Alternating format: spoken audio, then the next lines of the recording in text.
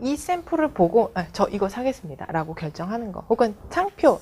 자, 예를 들어서 우리는 예를 들어서 어떤 나이키 몇 개 살 거야, 나이키 신발 몇 개 살 거야, 이런 것들 바로 상표 외연 거래. 그죠? 자, 그 다음에 규격. 자, 어떤 타입으로 살 거냐. 자, 예를 들어서 KS 마크가 달린 어떤 전자제품을 살 거다, 혹은 ISO 몇 번을 취득한 어떤 물건을 살 거다라는 것, 그렇게 결정할 수도 있다라는 거. 혹은 스페시피케이션이라고 써있죠. 예를 들어서 어떤 정밀 기계를 사는데, 자, 가로 혹은 세로, 부피, 그 다음에 어떤 사이즈가 어떻게 나와야 되고, 그런 것들 세부적으로 다 따지셔야 되잖아요. 그런 경우에 사용할 수 있는 거래 방식. 그리고 표준품 거래. 그리고 혹은 물건을 직접 보고 내가 이거 살지 말지 결정을 할 거야. 점검을 통한 매매 방식이 있겠습니다. 보이시죠? 빨간 부분. 체크 같이 해주세요. 시험에 나옵니다. 질문. 자, 그럼 얼마나 자주 나와요? 저는 감히 말씀드릴게요. 매년 나옵니다. 매년. 여러분들 이거 공부 안 하시면 한 문제 그냥 무조건 날아가는 거라고 보시면 돼요. 많게는 2문제 날아갈 수도 있어요. 왜냐하면 이론 부분에서 하나, 그리고 영어에서 하나 나올 수가 있기 때문에. 아시겠습니까? 자, 혹시 졸리시다면 잠깐 끊고 지금 다시 들으셔야 됩니다. 잠 깨고 들으셔야 됩니다. 너무너무 중요합니다.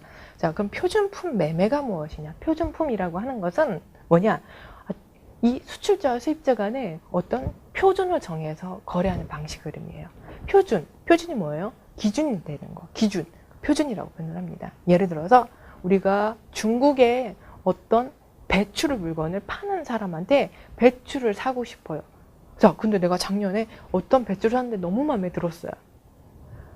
100톤을 샀는데 너무 마음에 들었어. 그래서 우리 작년에 산 것처럼 똑같은 거 올해도 사고 싶어 라고 아무리 그렇게 주문하시더라도 말이 안 되죠. 왜? 작년의 작황 상태와 올해의 작황 상태는 다르기 때문에 그래요. 그래서 어떻게 하냐? 우리 그냥 표준을 정해놓자. 예를 들어서 니네 나라, 중국 나라에서 출하했을 때 얘가 중급이면 된다, 혹은 상급이면 된다 라는 기준으로 내가 물건을 살게. 급에 따라서 어떤 표준을 정하자라고 하는 방식, 그런 것들을 표준품 매매라고 표현을 합니다. 그 얘기는 현재 거래를 할 때 기준되는 물건 자체가 없기 때문에 그래요. 바로 그런 특징, 이렇게 말씀을 드렸습니다. 당장 현재 물건이 없다라는 것. 아시겠습니까? 거기에 관련돼서 하부적인 3가지 조건이 있습니다. 시험에 나옵니다. 바로 이 부분이 시험에 나온다는 것이에요. 표준품 매매 거래에서 크게 3가지로 구분이 되고 있고요. 자, 첫 번째 FAQ, 두 번째 GMQ, 그리고 USQ. 자, 제가 지금 약어 말씀드렸는데요. 그 이유는 플레인 모르셔더라도 약어는 반드시 알아야 된다라는 마음에서 그래요. 왜?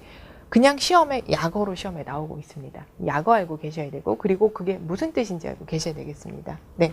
자, FAQ라는 것은 Fair, Average, Quality, 즉 중간의 상태면 된다라고 하는 거. 즉 이런 것들은 방금 말씀드린 곡물이나 혹은 과일 혹은 농수산물 있죠? 그런 거에 적용되는 조건으로서 물건이 선적했을 때 혹은 출하하는 그 장소에서 평균 품질이면 된다라고 하는 조건으로 물건을 거래하시는 경우를 의미합니다. 그게 바로 FAQ 조건이고요. 그 다음에 GMQ다라고 하는 거, Good Merchantable Quality라고 써있죠. 자, 요건 뭐냐? 물건을 팔 때, 즉 물건이 출발해서 예를 들어 우리나라가 수입지예요. 자, 그러면 물건이 중국에서 출발해서 우리나라로 왔을 때 내가 물건을 봤을 때 이거 우리나라에서 판매할 수 있겠는데, 유통할 수 있겠는데 라고 하는 조건으로 와야지 무역이 성사된다라는 거. 그런 것이 조건이다라는 거. 즉 그 시장이 우리나라 시장에서 수입하는 시장에서 판매할 수 있겠다라는 정도의 물건으로 보내줘야 되는 것.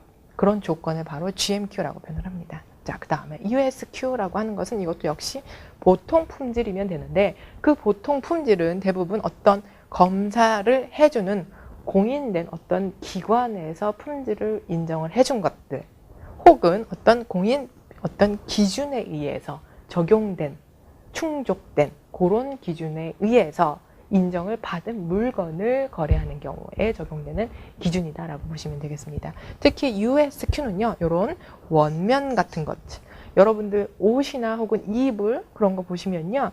어떤 품질 조건이 나옵니다. 이런 것들은 무슨 어떤 기준에 충족을 해서 요런 고급 사양이다라는 그런 내용이 나올 겁니다. 태그로 붙어 있죠. 그런 거 보시면 되겠습니다.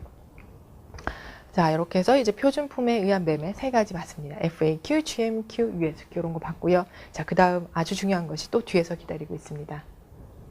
자, 이번에는 품질의 결정 시기를 보도록 하겠습니다. 자, 그럼 앞에 있는 것과 무엇이 다르냐? 앞에 페이지 있죠? 이거는 어떤 품질을 기준으로 결정을 할 거냐? 이거는 그 품질을 결정하는데 어떤 시기를 기준으로 할 거냐라는 것. 그 중에서도 특히 곡물인 경우에 사용이 되는 조건이라고 보시면 되겠습니다. 곡물에 사용되는 품질 시기, 조건은 크게 세 가지로 구분이 되고 있고요. 이 중에서도 더 중요한 거 꼽아달라라고 한다면 요거라고 저는 골라드리고 싶습니다. 자, 그러면 TQ, 딸레, 꽐레라고 발음하시면 되고요. 이 TQ 조건은 뭐냐? 곡물이 거래가 되는데 출발국에서, 출발지에서 물건이 정상 지역이면 된다라고 하는 조건. 자, 그리고 RT라는 거 반대라고 보시면 돼요. Right terms 라고 보시면 되겠습니다. Right term이라고 하는 것은 도착지에서 상태가 중요하다. 즉, 아무리 출발국에서, 선적국에서 아무리 좋은 상태로 선적을 했더라도 도착했을 때 상태가 안 좋으면 이거는 안 된다라고 하는 조건. 그것을 바로 RT라고 표현을 합니다. 자, 그 다음에 SD라고 하는 것은 출발할 때도 중요하지만 도착할 때도 중요하다. 즉, 대부분은 곡물 같은 건 다량으로 거래를 많이 합니다. 대부분 배를 타고 오죠.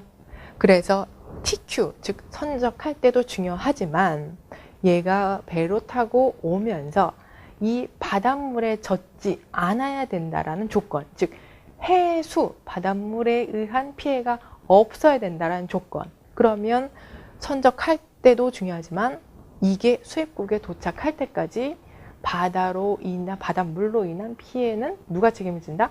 수출국에서 수출자가 책임져야 된다는 조건. 그런 것들을 SD라고 표현을 합니다. SD, 네, C damage드라고 표현을 합니다. 즉, 이 출발할 때도 중요하지만 도착할 때도 중요한. 그래서 얘를 조건부 선적 품질 조건이라고 표현을 하고요. 그리고 혼합 조건이라고 표현을 하고 있습니다. 시험에 나옵니다.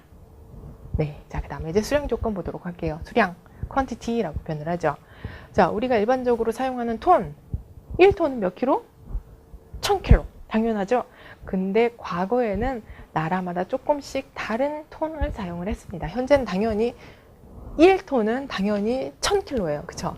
현재는 그래요. 네, 그것을 뭐라고 하냐면 metric ton이라고 표현을 합니다. 하지만 옛날에 다른 나라에서는 다른 톤을 사용을 했어요. 되게 신기하죠? 자, 다른 톤 어떻게 사용했냐? 롱톤이라는 것 있고 그 다음에 숏톤이라는 것이 있습니다. 롱톤은 1톤이 1016kg다라고 하는 거. 그리고 숏톤은 1톤이 907kg다라고 하는 것. 네, 이런 조건들이 있었습니다. 네, 하지만 현재는 지금 이것을 메트릭 톤을 사용하고 있다라는 거 참고하시면 되겠고요. 잊을만 하면 나오고 하기 때문에 여러분들은 그냥 기억을 해주시면 좋겠습니다. 자, 그 다음에 이번에는 이제 표현 방식, 그 수량을 표현하는 방식 좀 보도록 하겠습니다. 이 위의 단어는 모르셔도 되고요. 지금은 여러분들은 이 영어 표현만 이해를 해주시면 되겠습니다. 네, 물건을 정확히 표현하는 것은 힘듭니다. 자, 무슨 얘기냐면, 자, 어떤 물건을 10톤을 살 거다라고 했습니다.